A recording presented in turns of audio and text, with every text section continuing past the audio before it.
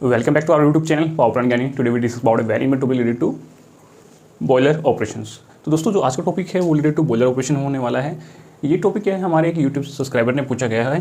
तो उनका क्वेश्चन क्या था कि why downcomer pipe is provided outside the boiler furnace. उनका पूछना ये है कि सर हमें ये बताइए कि जो हमारे डाउन कॉमर है वो हमारे फर्नेस के आउटसाइड क्यों लगाया जाता है, या ये हमारा यदि हम इसको फर्नेस के इनसाइड में हम यदि प्रोवाइड कर देंगे तो क्या है हमारा जो वाटर है वो अच्छे से हीटअप होगा और हमें क्या फर्दर उनका ऐसा मानना है। एक्चुअली में ये क्या चीज़ें हैं, ये थोड़ा डिज़ाइन बेसिस से होती हैं। आगे चलकर मैं आपको इस क्वेश्चन के बारे में पूरा ब्रीफली तरीके से मैं आपको एक्सप्लेन करके बताऊँगा। तो उम्मीद करता हूँ कि आप लास्ट तक बने रहेंगे यदि आपको इसको आंसर आपको अच्छे से जानना है। तो यहाँ पे बेसिकली मैंने कुछ एक डायग्राम बनाया है, उसके बिहाफ पे क्या मैं ये आपको इस क्वेश्चन का आंसर देने वाला हूँ।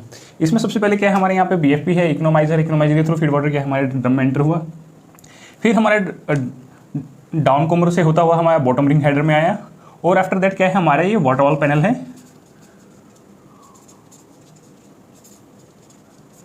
यू कैन से आप इनको राइजर ट्यूब भी बोल सकते हैं।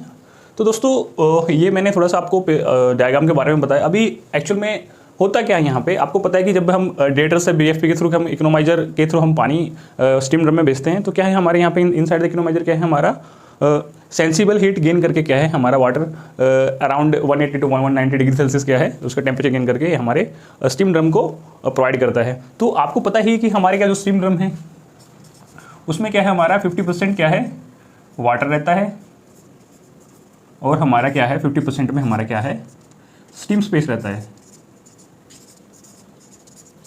तो दोस्तों इसमें हम क्या करेंगे कि आपको पता है कि जो हमारा ये क्वेश्चन भी कई बार पूछ लिया जाता है कि भाई हमारे जो स्टीम ड्रम है उसके अंदर क्या है 50% वाटर 50% क्या है स्टीम क्यों रहता है। वो क्या है, इसका आंसर क्या है due to the density difference.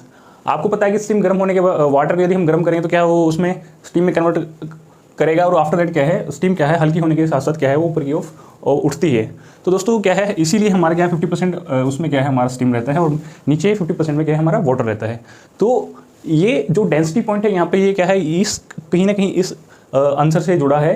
तो अभी आपको मैं बताने जा रहा हूँ कि जैसे अपना due to the density difference से क्या है हमारा वाटर क्या है बॉटम की तरफ due to the gravity pressure क्या है हमारा जो हमारा डाउन बॉटम रिंग हेडर उसकी तरफ जाएगा।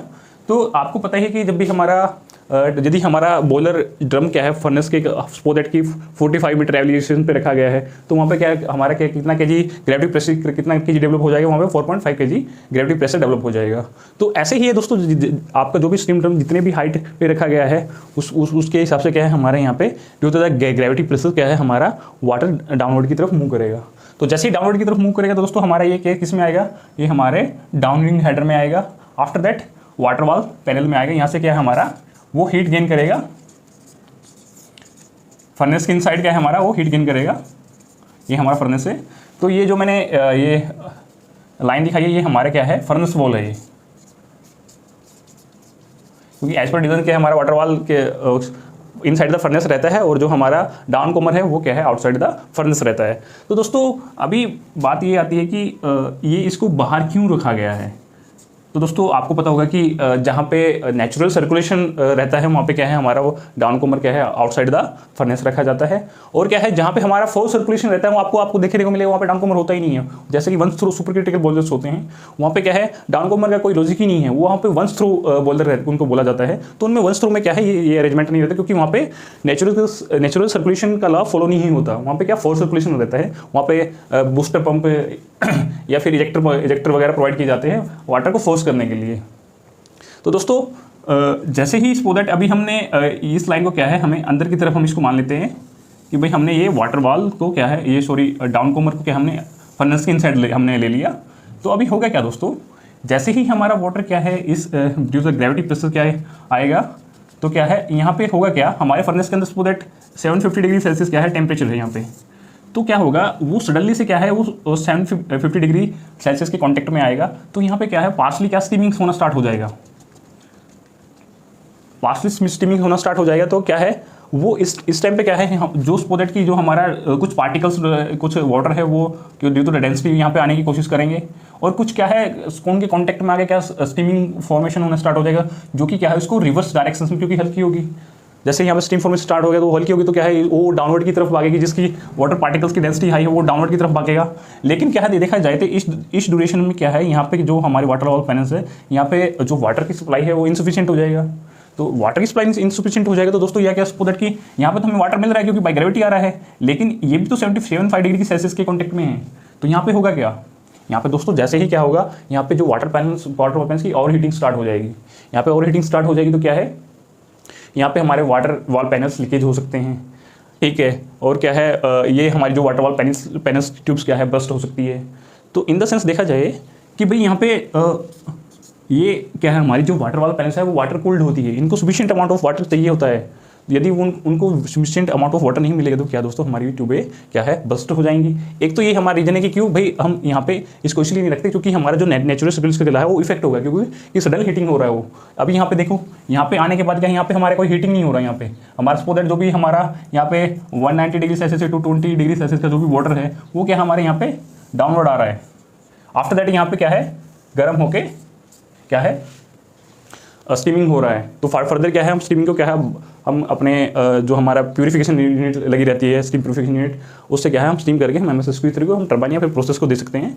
तो आपको यहाँ पे क्लियर हो सकता है कि भाई क्वेश्चन का जो आंसर है हम छोटे से उसमें कंक्लूड करेंगे कि भाई जो हमारा डाउन कोमर है वो हम फर्नेस के आउटसाइड इसलिए रखते हैं क्योंकि वो क्या है यदि हम इनसाइड रख देंगे तो वो हमारे नेचुरल सर्कुलेशन को रिस्ट्रिक्ट करेगा। और क्या है यदि हम इसको अंदर रखेंगे due to the density difference क्या है वो क्या है वाटर अपवर्ड की तरफ मूव करेगा क्योंकि सडन हीट मिल रही है उसको 750 डिग्री सेल्सियस। तो क्या है जिससे हमारे वाटर वॉल पैनल्स भी लीकेज हो सकते हैं।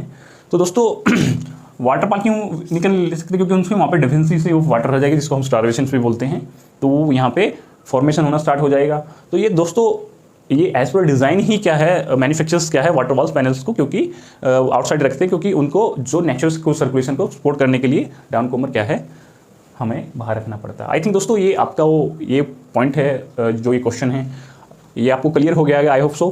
तो दोस्तों यदि आपको अभी तक इस क्वेश्चन में कोई भी डाउट है तो नीचे कमेंट सेक्शन में बताइए, डेफिनेटली हम क्या है आपको रिवर करके बताएंगे। तो दोस्तों आज के लिए इतना ही काफ़ी, फिर मिलेंगे अच्छे टेक्नोलॉजी के साथ तब तक के लिए जय हिंद जय भारत। और अंत में मैं ये कहना चाहूँगा यदि इस चैनल पर आप हमें पहली बार देख रहे हैं तो डेफिनेटली आप हमारे चैनल को सब्सक्राइब कीजिए, वीडियो को शेयर कीजिए, लाइक कीजिए, अपने अच्छे कमेंट कीजिए क्योंकि आपके कमेंट हमें काफ़ी मोटिवेट करते हैं आगे फर्दर काम करने के लिए। तो दोस्तों आज के लिए इतने काफ़ी, फिर मिलेंगे। Have a good day, bye bye, take care. Thanks for watching this video. Don't forget to subscribe this channels क्योंकि इस चैनल्स को आपको सब्सक्राइब कर लेना चाहिए क्योंकि इस चैनल पर मैं पावर प्लांट ऑपरेशन और मेंटेनेंस से लेकर वीडियो बनाता रहता हूँ जो कि आपके आने वाले करियर ग्रोथ के लिए काफ़ी हेल्पफुल हो। यदि आपने अभी तक सब्सक्राइब नहीं किया तो प्लीज़ नीचे सब्सक्राइब बटन पर क्लिक करके इसको सब्सक्राइब कर लीजिए और बेल नोटिफिकेशन को दबाना मत भूलिए।